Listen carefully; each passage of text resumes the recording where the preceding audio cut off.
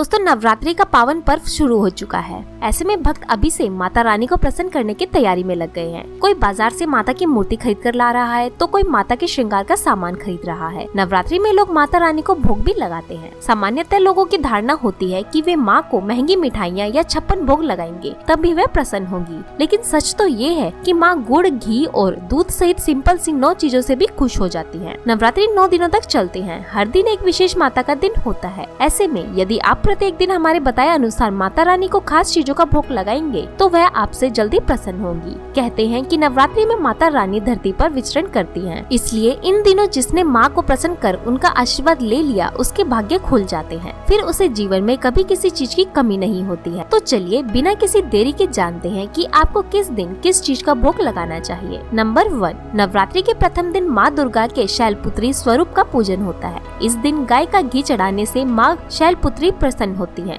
यदि आप चाहे तो गाय के घी का हलवा भी भोग में लगा सकते हैं। नंबर 2, नवरात्रि का दूसरा दिन माँ ब्रह्मचारिणी का दिन माना जाता है। इस दिन शक्कर का भोग लगाना शुभ होता है। आप अपनी क्षमता के अनुसार इस शक्कर से कोई मिठाई बनाकर भी भोग में चढ़ा सकते हैं। नंबर 3, नवरात्रि के तीसरे दिन माँ चंद्रघंटा को पूजा जाता है। इस दिन दूध का भोग चढ़ाना शुभ होता है। इस दिन दूध का दान करना भी पुण्य का काम होता है। नंबर 4, नवरात्रि का चौथा दिन माँ कुष्मांडा का दिन होता है। इस दिन मालपुआ का भोग लगाना उचित रहता है। ऐसा करने से माँ प्रसन्न होती है और हमें सद्बुद्धि प्रदान करती है। नंबर 5, नवरात्रि के 5वें दिन स्कंद माता की पूजा होती है। इस दिन केले का भोग चढ़ाने से माता रानी प्रसन्न हो जाती है। उनके आशीर्वाद से हमारे जीवन में सुख और शांति आती है। नंबर 6, नवरात्रि के 6वें दिन कात्यायनी देवी के पूजन होता है। इस दिन शहद का भोग लगाना लाभकारी होता है। इससे आपकी आकर्षण शक्ति में वृद्धि होती है। नंबर 7, नवरात्रि का 7वां दिन माँ काल रात्रि का होता है। इस दिन गुड़ का भोग लगाना और ब्राह्मणों को दान करने से माता रानी प्रसन्न होती है। इससे हमारे जीवन के सभी संकट दूर होते हैं। नंबर 8, नवरात्रि के 8वें दिन माता गौरी की पूजा होती है। इस दिन नारियल का भोग लगाना शुभ होता है। इससे संतान से जुड़ी समस्या का समाधान होता है। नंबर 9, नवरात्रि का अंतिम दिन यानी 9वां दिन माँ